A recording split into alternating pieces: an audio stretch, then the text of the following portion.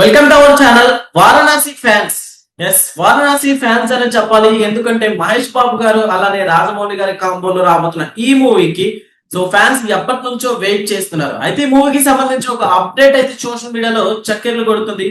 ఏంటి అప్డేట్ క్లుప్తంగా తెలుసుకుందాం. ప్రస్తుతం మనతో సీనియర్ జర్నలిస్ట్ శ్రవణ్ కుమార్ గారు ఉన్నారు. వెల్కమ్ చెప్తాం. హలో సార్, నమస్కారం. నమస్తే అండి. సార్, వారణాసి అప్డేట్స్ ఏంటి సార్? వారణాసి ప్రపంచవ్యాప్తంగా ప్యాన్ వరల్డ్ సినిమా స్థాయిలో 1000 కోట్ల రూపాయల సరాసరి బడ్జెట్తో నిర్మిస్తున్న చిత్రం అని చెప్పేసి మొదటి నుంచి మనం చెప్పుకుంటూనే ఉన్నాం. మహేష్ బాబు కథానాయకుడిగా ప్రియాంక చోప్రా నటిస్తున్నటువంటి ఈ చిత్రం ఇక మనకు తెలుగు చిత్ర సీమలే కాదు, మొత్తం సినీ ప్రపంచంలోనే జక్కన్న మాదిరిగా పేరు తెచ్చుకున్నటువంటి రాజమౌళి గారి దర్శకత్వంలో భారీ ప్రతిష్టాత్మక చిత్రం రాబోతుంది వారణాసి. ఇది హిందూ భక్తులు, హిందువులు పవిత్రంగా భావించేటువంటి పుణ్యక్షేత్రమైన వారణాసి టైటిల్ రావడం, కథా ఇతిహాసం అంతా కూడా హిందూ పురాణాల రామాయణం ఈ తరహా ఉంటుందని మా కథా విషయంలో చెప్పినప్పుడు ఖచ్చితంగా దీని మీద హైప్ పెరిగింది. విజువల్ ఎఫెక్ట్స్ తో బేస్ గా నిర్మిస్తున్న చిత్రానికి సుమారు 1000 కోట్ల బడ్జెట్ అని కూడా మొదటి నుంచి చెప్తా ఉన్నాం. ఇది ప్రారంభం నుంచి ఏదో రకంగా చర్చల్లో వస్తూనే ఉంది, అంటే అప్డేట్స్ వస్తూనే ఉన్నాయి, కొన్ని వివాదాలు, కొన్ని అప్డేట్ న్యూస్, శుభవార్తలు వస్తూనే ఉన్నాయి.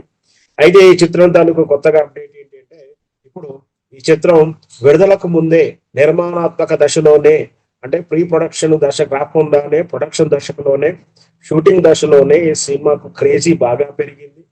ఈ cinema rest of India, out of overseas rights అంటారు, అంటే భారతదేశంలో కాకుండా ప్రపంచంలోనే భారతదేశ ఇతర ప్రాంతాలలో కొంచెం ఓవర్సీస్ రైట్స్ కోసం విదేశీ భారీ కంపెనీలు పోటీ పడుతున్నట్టు ఫ్యాన్సీ అమౌంట్లు, అంటే చాలా ఫ్యాన్సీ అమౌంట్ ఆఫర్ ఇస్తూ ఓవర్సీస్ రైట్స్ అడుగుతున్నట్టు కూడా ఒక వార్త అయితే వస్తుంది. ప్రపంచ ప్రఖ్యాతిగాంచినటువంటి ఈ ట్రేడింగ్ కంపెనీ అయినటువంటి కంపెనీ 160 కోట్ల రూపాయలకు ఓవర్సీస్ రైట్స్ సొంతం చేసుకునే ప్రయత్నం చేస్తున్నట్టుగా ఒక వార్త అయితే సోషల్ మీడియాలో వైరల్ అవుతుంది. నిజంగా ఎందుకంటే 160 కోట్లు కూడా నా ఉద్దేశంలో చాలా తక్కువదని చెప్పొచ్చు.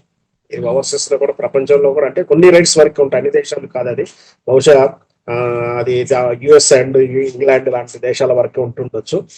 ఏదైతేనేమి ఆ ఓవర్సీస్ రైట్స్ డిమాండ్ వస్తున్నటువంటి విషయమే చెప్తుంది సినిమాకి ఎంత క్రేజ్ ఉండబోతుందనే. ఖచ్చితంగా ఈ సినిమా మళ్ళొకసారి అంతర్జాతీయ స్థాయిలో ఆస్కార్ రేవులో నిలబడుతుంది. ఆల్రెడీ ఏ కాంబినేషన్ అయితే ఆస్కార్ అవార్డు త్రిపుర చిత్రానికి వచ్చిందో, ఎంఎం కీరవాణి గారు మ్యూజిక్ చేయడము, రాజమౌళి గారి దర్శకత్వంలో వస్తుంది. ఈయన కాంబినేషన్లో వచ్చి ఆ త్రిపుర చిత్రం ఏ విధంగా ఆస్కార్ అవార్డు తీసుకుందో మనందరం చూశాము. సినిమాకి తెలుగు సినిమాను గర్వించే స్థాయిలో ప్రపంచవ్యాప్తంగా హాలీవుడ్ రేంజ్ లో, అంటే మన తెలుగు ఫిలిం ముందు ఒక 50 ఏళ్ల ముందే ఉంటుంది. వాళ్ళ సినిమా చరిత్ర ఏ విధంగా చూసుకున్నా, టెక్నాలజీ పరంగా చూస్తే మనకన్నా ఒక 20-30 ఏళ్ళు అడ్వాన్స్ ఉంటారు. చారిత్రాత్మక ప్రకారం చూసుకుంటే మనకన్నా 30-40 సంవత్సరాల ముందే వాళ్ళ దేశంలో సినిమా చరిత్ర ప్రారంభమైంది. అయినా వాళ్ళ సరసాల చేరిపోయి వాళ్ళకు హాలీవుడ్ స్థాయికి తగ్గటువంటి సినిమా తెలుగు నేటివిటీ తోటి, తెలుగు కథాంశంతో, తెలుగు టెక్నీషియన్ తోటి ప్రపంచ స్థాయి పోటీస్తున్నందుకు నిజంగా గర్వించదగ్గొచ్చు. మనం ఇదంతా కూడా మన రేపు ఈ త్రిపుర ఏ విధంగా అయితే అవార్డ్స్ తెచ్చిపెట్టిందో, వారణాసి కూడా బహుశా ఆస్కార్ అవార్డు తెచ్చిపెడుతుందో కూడా మనం చెప్పొచ్చు. సార్, ఇప్పుడు ఇదే విధంగా అంటే ఓవర్సీస్ లో కూడా మన ఇప్పటి వరకు ఉన్న ఫిలిమ్స్ అన్నిటికంటే కూడా ఇదే కొస్త హై స్థాయిలో ఉన్నట్టు కూడా తెలుస్తుంది. ఏంటి సార్ దీని డీటెయిల్స్? ఖచ్చితంగా ఎప్పటికైనా సరే చిత్రాన్ని తాలూకు తర్వాత వచ్చే చిత్రాలు రికార్డు బ్రేక్ చేస్తూనే ఉంటుంది. ఇప్పటివరకు ప్రపంచవ్యాప్తంగా వచ్చినటువంటి మన తెలుగు చిత్రాలతో చూసుకుంటే, ఏదైతే నిన్నటి దురంధర్ కానీ, అంతకుముందు చిత్రాలు కానీ, అంతకుముందు ఏ చిత్రం అయినా సరే వాటితో పోల్చుకుంటే మంచి ఫ్యాన్సీ రేట్ గా చెప్పొచ్చు. అయితే ఇది మాత్రం ఇవన్నీ వార్తలన్నీ కూడా సోషల్ మీడియా వార్తలుగానే చూడాలి, కానీ నిజమైన వార్తలు కావు. అఫీషియల్ గా సినిమా యూనిట్ ద్వారా కానీ, సినిమా కంపెనీ ప్రొడక్షన్ కంపెనీ ద్వారా కానీ వచ్చిన వార్తలు మాత్రమే నిజమే చూడాలి. ఒకవేళ 160 కోట్లైన మాత్రాన కూడా మనకు సినిమా ప్రపంచంలో మన అందరికి తెలిసిందే, వైట్ పాలసీస్ వేరే ఉంటాయి, ట్యాక్స్ పాలసీస్ వేరే ఉంటాయి. పబ్లిసిటీ కోసం, సినిమా హీరోల క్రేజీ కోసం ఇచ్చే ఆ కలెక్షన్లు, ఆ రికార్డ్స్ వేరే ఉంటాయి. రెండింటికి ఎట్టి పరిస్థితులు మ్యాచ్ అవ్వదు. ఏం జరిగినా కూడా అన్ని చిత్రాల కన్నా మంచి ఫ్యాన్సీ రేటే మహేష్ బాబు చిత్రానికి వచ్చిందని చెప్పొచ్చు. ఇప్పుడు అట్లానే ఇప్పుడు వారణాసిలో మహేష్ బాబు గారి లుక్స్ గురించి మనం డిస్కస్ చేస్తే, అంటే ఇది పర్టికులర్ గా అంటే ఇప్పుడు డివోషనల్ మూవీగా రాబోతుందని అనుకోవచ్చా సార్? అట్లానే మహేష్ బాబు గారి లుక్స్ ఏ విధంగా ఉంటాయి అనుకోవచ్చు? ఖచ్చితంగా ఇది డివోషనల్ సోషల్ ఫాంటసీ చిత్రంగా చెప్పొచ్చు. ఎందుకంటే డివోషనల్ అంటే భక్తి రసాత్మకంగా చెప్పాలంటే పూర్తిగా ఆ భక్తి తాలూకు ఆ దేవతల చిత్రాలుగా కాకుండా ఆ దైవ శక్తి లేదా మహిమాన్వితమైన ప్రపంచం గాని, ప్రపంచం మీదకి వచ్చిన చెడు గాని, అతీత శక్తులను ఏ విధంగా జయించుకుంటూ ఒక సామాన్యుడు వెళ్ళిన విధానం ఇదంతా కూడా ఒక జానపద చిత్రం అని చెప్పొచ్చు. తెలుగులో చెప్పేటప్పుడు మామూలుగా వ్యవహారిక భాషలో చెప్పడం సోషల్ ఫాంటసీ అంటే జానపద చిత్రంగా చెప్పొచ్చు. మిర్రర్ వర్క్ తోటి, సినిమా ఎఫెక్ట్స్ తోటి ఆ రోజుల్లో మాయాబజారు, నర్తనశాల ఇట్లాంటి ఎన్నో చిత్రాలు అద్భుతాలు సృష్టించింది తెలుగు సినిమా.